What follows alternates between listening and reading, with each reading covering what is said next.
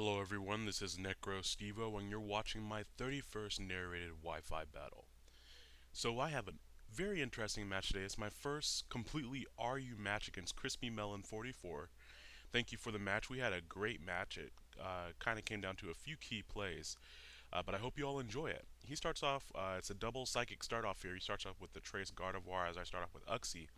And him predicting my Stealth Rocks goes into Moltres so they can get it in before it takes 50% of his HP from Stealth Rocks, and that is exactly what I do is set it up. Now, I go for the Yawn because I was actually expecting him to just attack me, and since this is my specially defensive Uxie, I knew I could take anything. Fortunately for me, he puts up a sub, so that means he's going to be stuck behind the sub, and he's going to fall asleep next turn, depending on what he does. So he could either switch out. He does decide to Toxic me, which shows me that this is a sub roost, stally type Moltres, which means his last move is probably an attacking move, either Air Slash or Flamethrower. Um, Knowing that he falls asleep there, he just goes ahead and switches out into something else. Here it's the Rhyperior, and I just went for the Psychic, trying to break his sub there to see what he'd do. I get a decent little chunk on Rhyperior. I knew that Rhyperior could hit me with the Mega Horn or set up Stealth Rocks.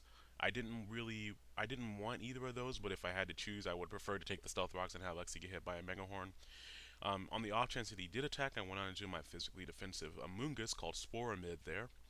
And it's pretty much, this Amoonguss gave him a lot of trouble during this battle. He really needed to take it out in order to get any momentum going, really. Here he brings in Rotom as I Giga Drain, still kind of too early to predict in the battle. And I expected him to go for Trick, and my Amoonguss is holding the Black Sludge, and I didn't really want any other of my Pokemon's items taken. And he actually gives me a choice Specs instead of a choice Scarf, so that worked out, I think, more in my favor than his, because now he's holding the Black Sludge, he's going to lose HP, and I Toxic him after I'm holding the choice item. So that right there worked out fantastically. I go out in the new Protron to kind of wall him some, because I know he's going to want to attack some more. But he goes for the Volt Switch, and right when he did that, I thought, crap, he's going to go out in the Gardevoir, trace my own Magnet Pull back to me, and I'm the one with the original Magnet Pull, and now I can't leave the battlefield. This Magneton is holding the Eviolite, and I use Magneton over Magnezone because Magneton, after the Eviolite, is more bulky, and before the Eviolite, he has 10 more base B points. So if I don't want him to hold the Eviolite, say I want to Scarf him, he's a better Scarfer than Magnezone. But unfortunately, he goes for the Focus Blast, hits, and takes me out. I bring out Widowmaker to scare him away with a Mega Horn, but I just go for the Head Charge. I was actually expecting maybe Coolfish to come in with the Intimidate or something like that. Rhyperior pretty much walls this Bouffalant set, which is a little unfortunate. I was trying out Revenge, but it just doesn't do enough damage to make it worth using. So I switch back out into my counter to the Rhyperior, which is Amoonguss, expecting the attack either Earthquake or Stone Edge. He goes for the Stone Edge, which is good. I had several things on my team that would not have liked the Rock attack, and I had things that would dodge the Earthquake, so that makes more sense, of course. And they're both stabbed. Not wanting to take a Specs Giga Drain, he switches out. I expected him to go back out into the Rotom, so I went for the Specs Clear Smog. Clear Smog is pretty weak, but it nullifies stat changes, whether they're up or down. So that would have hit the Rotom harder than the Giga Drain would have. Here he switches into Rotom, expecting me to switch, and that is a good prediction on his part because I go back out into Uxie, and he said he expected Uxie coming in, so good forethought on his side. He just goes for the Leaf Storm this next turn, and I was expecting him to just attack me, or either that or try to trick the Black Sludge back to me. And he does go for the Leaf Storm, and I was pretty sure I'd live that because this is specially defensive Uxie. And I don't know if he's max special attack. He did have the specs. I had a good chance of living that because of my special defense EVs. I wish I had a higher HP IV stat, but we both go down there, so you know what I always say about double downs, those are the best types of downs. And I'm okay with that, since his Rotom isn't running around anymore, I can spam Choice Specs Giga Drain now a lot more effectively, and now I can go ahead and do that. I expected him to switch into Rhyperior on the double down, so I went out into Amoonguss. Fire off that Giga Drain. It's going to either kill the Rhyperior or it's going to kill the Gardevoir. He needed really either of those two in order to finish off Amoonguss. Without the specs, I don't think that would have killed that Gardevoir. And after Solid Rock, I don't think I would have been able to kill the Rhyperior for that HP level.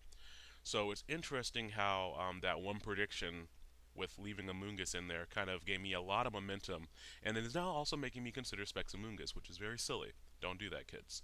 But he does try to take me out there. If he had gotten a crit, he would have killed me. That really was an all or nothing moment right there because I'm just going to switch out of the Moltres and it's still asleep anyway. And I've pretty much healed back up to where I was before the Earthquake when I Giga Drained that Rhyperior. So I go back out into Widowmaker the Bouffalant here so that I am able to hit him with a Rock Slide or the Head Charge. I have max HP, almost max, or I don't think either of them are max, but I have really high HP and really high attack on this one.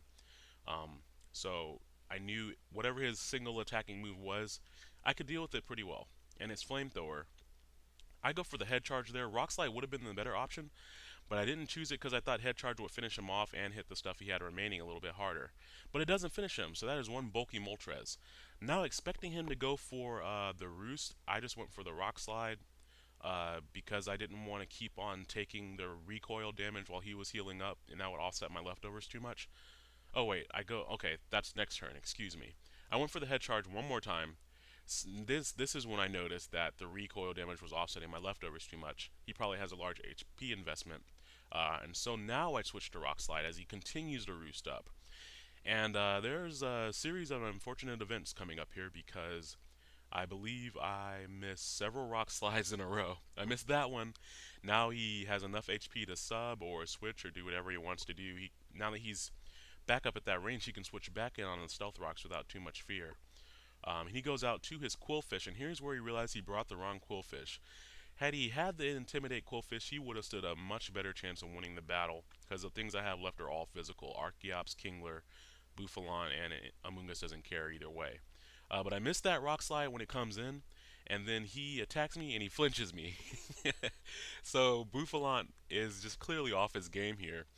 He makes a really good prediction on the switch here, knowing that I might want to save it for later. He brings back in Moltres as I switch back out to my Amoonguss to wall the Quillfish. And I knew he was going to sub. He had enough HP for it. He could just attack me, but I was fairly certain he was going to sub. He had nothing to lose from going for that. Meanwhile, if he tried to attack with the Flamethrower, I could have switched into Kingler. So I just go back into Widowmaker here so that at the end of the day, when Widowmaker dies, I will hopefully have forced him to attack me and without a sub up. So I'm going to go for the Rock Slides rather than the Head Charges so that the recoil doesn't kill me while I'm trying to get rid of the sub. Now, while I have had bad luck with the Rock Slides thus far, I was really banking on the fact that they will work. My other moves are Wild Charge and Earthquake. Fortunately, that one hits that sub, and even though he was roosting and it cuts his weakness to rock and down to ×2, still enough to kill the sub. And Head Charge would have killed the sub too, but I didn't want to run the risk of KOing myself. I wanted to force him to attack me, which is what he does right here. So now that he has attacked me and my Widowmaker faints, he needed a rest anyway. He was a little bit off his game today, which is fine. Everyone has their off days. I go into Achilles, and he was a little bit worried about this when he saw this on the team preview, and it's because he doesn't really have anything for it. So I went for the Stone Edge. I clicked that a little bit hesitantly, knowing my luck with rock moves so far this battle, but it hits the Quillfish, and there is another example where the Intimidate would have been useful. I probably still would have KO'd it because I'm faster, but it would have forced me to attack again. And he brings in his Eviolite Machoke, and I go for the Flying Gem boosted Acrobatics, which even with the Eviolite and Machoke's decent HP stat, that's going to clean the floor with him. So that means he doesn't really have anything for my Achilles here. And after the Stealth Rock damage, there's no need to risk the Stone Edge on that thing. So that means going for the Acrobatics will clean up the battle. So thank you, Crispy Melon, for the battle. You guys be sure to check out his channel because he posts some pretty good narrations. And also be sure to like and subscribe to my channel if you enjoyed this narration. I will see you all later.